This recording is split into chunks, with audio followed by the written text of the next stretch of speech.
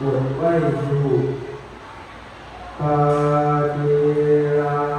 ชาริยาโหติปุตตรานุสาสดา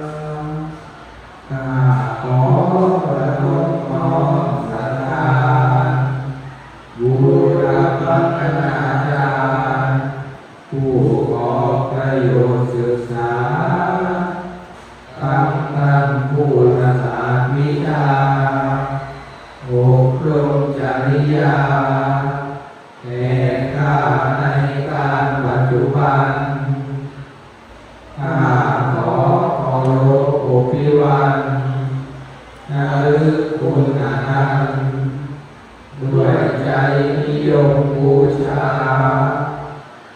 ขอเอกตเวทิตาอิวิริยาภาปัญญาให้เกิดแตกฉานศึกษาสำเร็จทุกประการอายุยืนนานอยู่ในศีลธรรมอันดีให้ได้เป็นเกียรติเป็นสีประโยชน์ทวีแก่ชาติและประเทศไทยเถิดปัญญาวุฒิ